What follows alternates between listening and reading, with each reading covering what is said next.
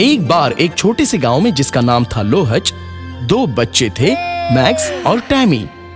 Max और Tammy एक खूबसूरत नीली झील के किनारे एक छोटी सी झोपड़ी में रहते थे।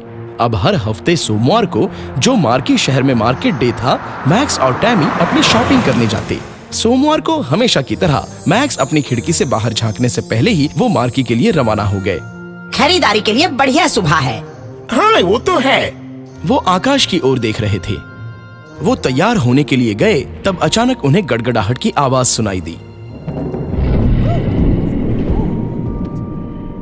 वो क्या है? मैक्स टैमी को संदिग्ध रूप से देख रहा था। ये निश्चित रूप से मेरा पेट नहीं है। तभी उन्हें फिर से गड़गड़ाहट की आवाज सुनाई दी। ये खिड़की के बाहर से आई है।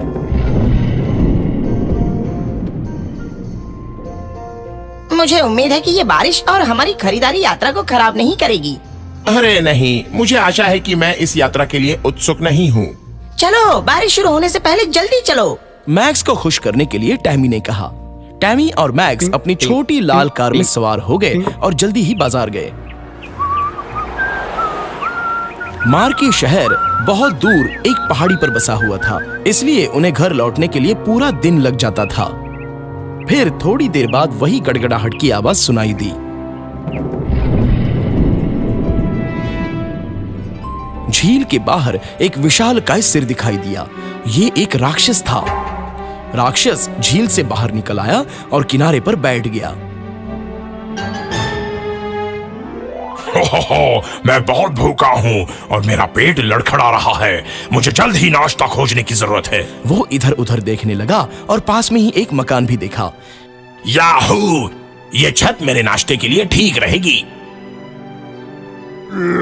उसने अपनी लंबी खुरदरी जीभ से छत को चाटा।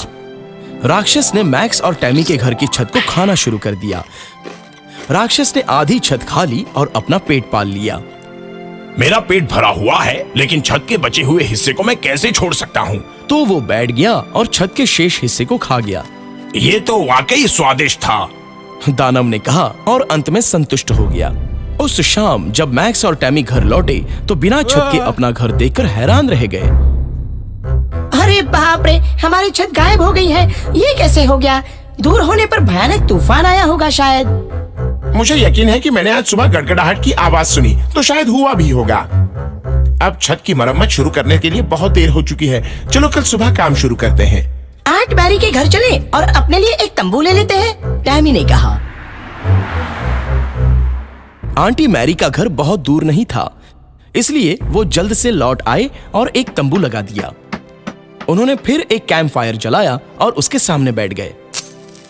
हे टैमी, मैं गिटार पर जो भी धुन जानता हूँ वो सब बजाऊंगा। मैक्स ने स्थिति को बेहतर बनाने की कोशिश की।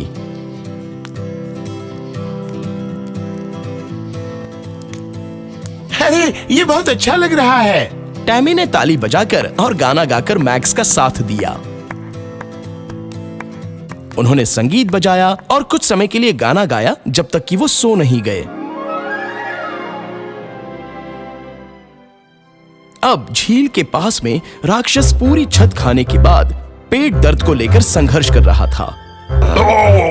मेरे पेट में बहुत दर्द हो रहा है। मैं फिर कभी इतना खाना नहीं चाहूंगा, भले ही वो कितना ही स्वादिष्ट क्यों ना हो। राक्षस दर्द में रोने लगा। अगली सुबह मैक्स और टैमी ने छत को मोड़ना शुरू कर दिया। दोनों बच्चों को कड़ी मेहनत करते देख राक्षस को उनके लिए दुख हुआ। राक्षस ने तब मैक्स और टैमी की चुपके से मदद करने का फैसला किया। जब वो चाची मैरी के घर पर अपना दोपहर का भोजन करने गए तो राक्षस ने पूरी छत बनाना शुरू कर दिया।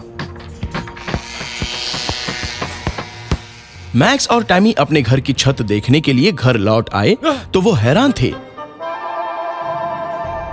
और जब उन्होंने देखा कि उनके घर के दरवाजे पर एक पर्ची चिपकी हुई है, वो अचंभित हो गए। मुझे छत के लिए खेद है। आशा है कि आपको मेरा ये तरीका पसंद आया होगा। आपका मित्र। मैक्स और टैमी बहुत ही खुश थे। दयालु मित्र का स्वभाव देखकर वो अनुमान लगाते रहे कि ये कौन हो सकता है, लेकिन वो जान नहीं पाए। थोड़ी देर बाद उन्होंने एक बार फिर वही गड़गड़ाहट की आवाज सुनी।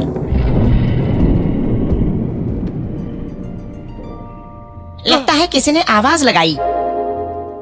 हाँ, आप सही हैं। यह फिर से राक्षस था, लेकिन इस बार वो खुशी से नाच रहा था। ये